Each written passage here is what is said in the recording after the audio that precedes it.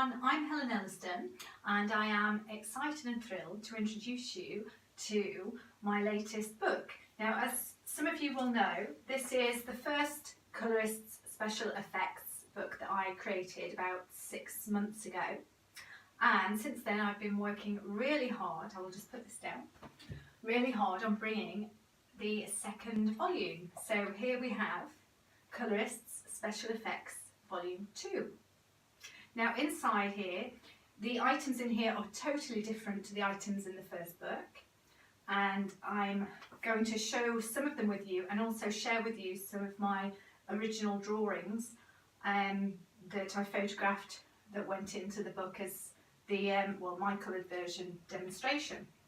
So we will start off, and the first section is tasty treats.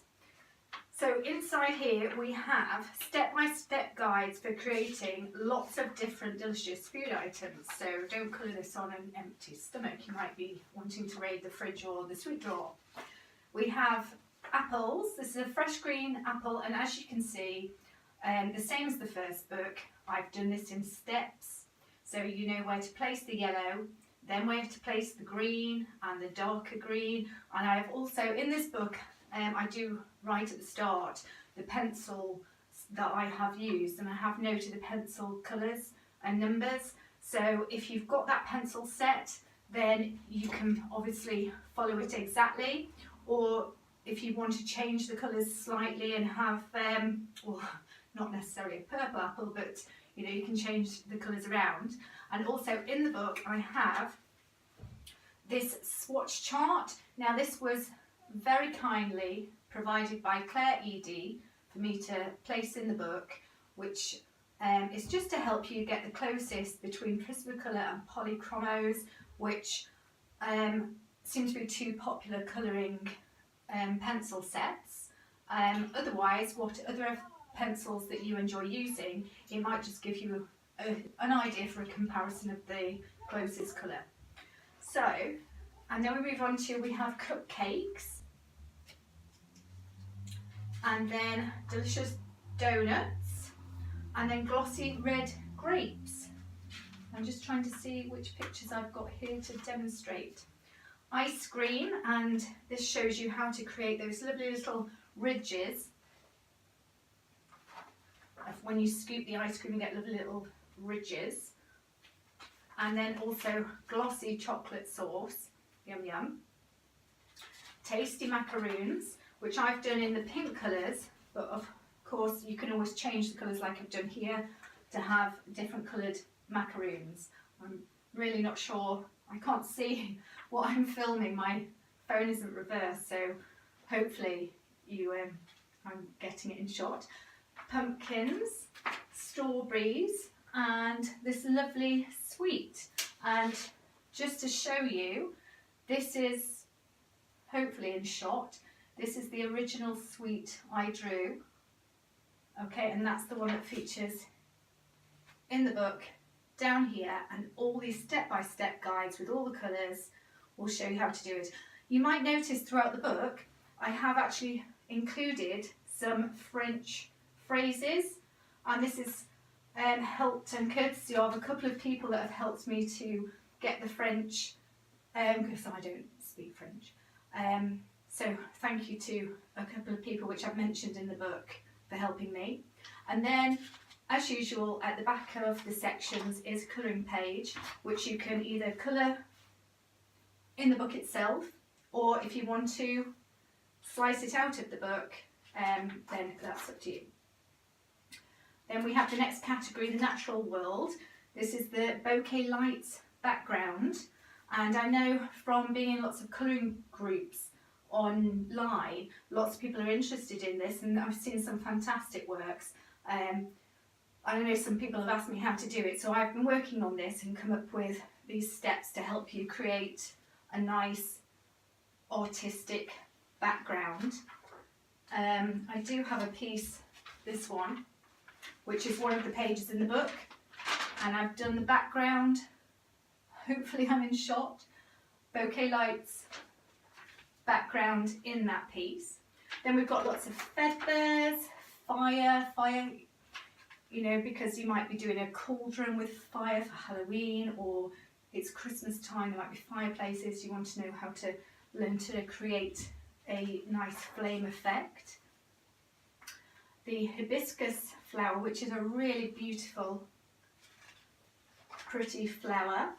And then cute little frog, red-eyed tree frog, get it right, Helen? Grass, this beautiful hummingbird, which I really enjoyed drawing, and this is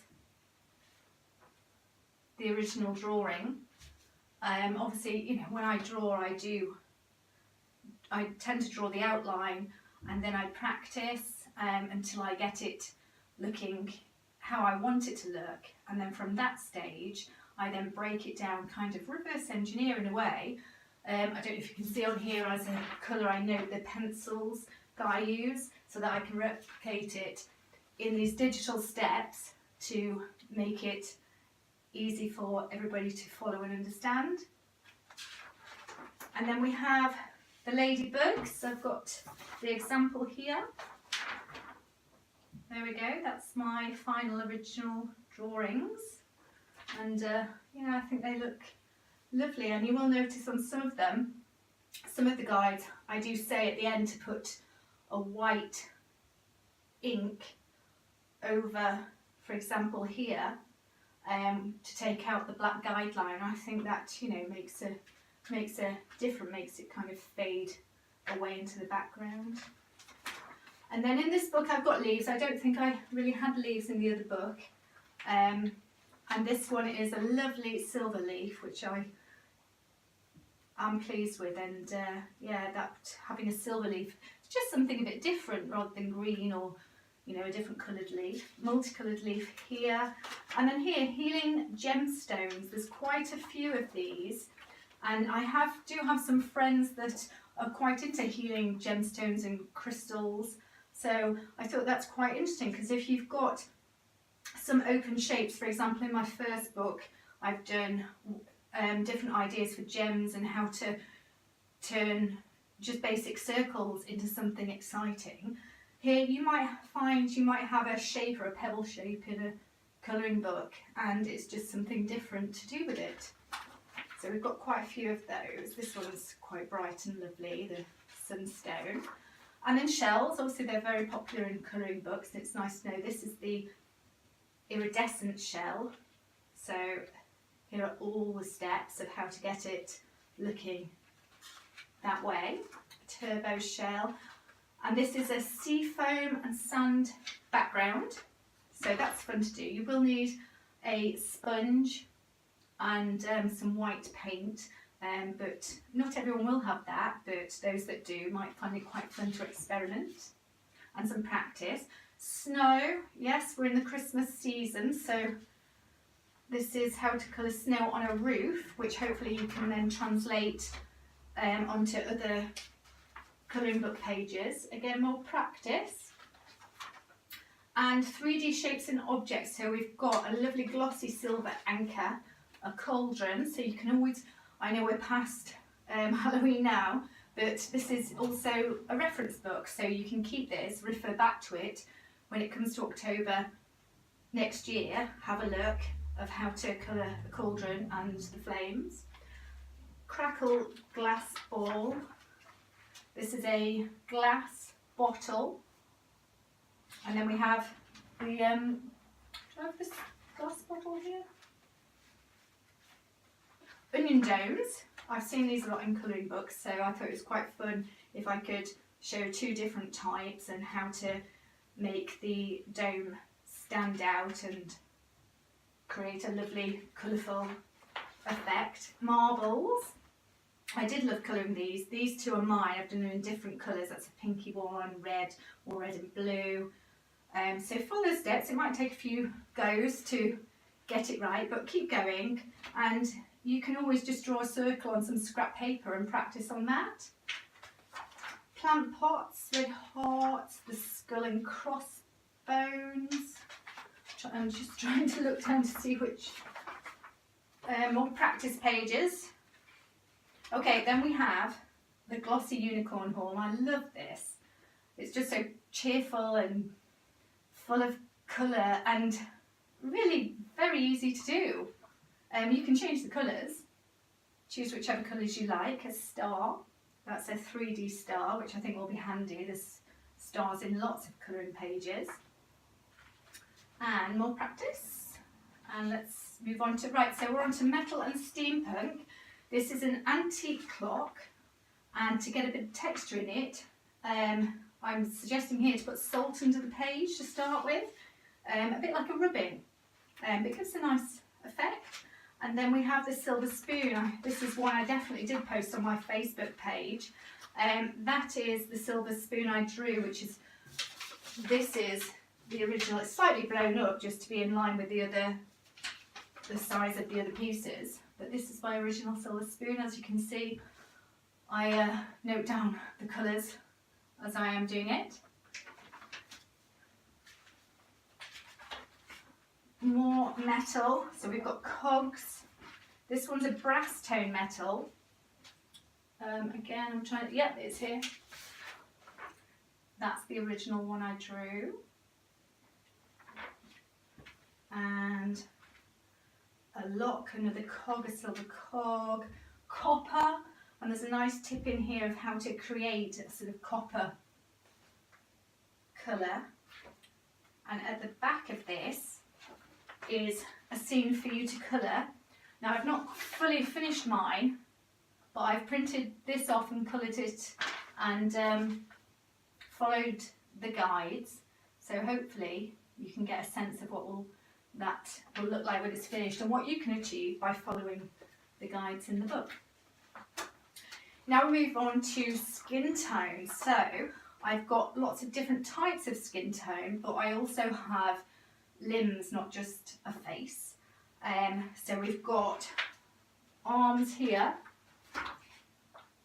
bent legs, more arms, and we've got paler skin tone through to tan, through to darker, and in different positions. This is one of my drawings for the legs, and some more here for the legs that went into the book.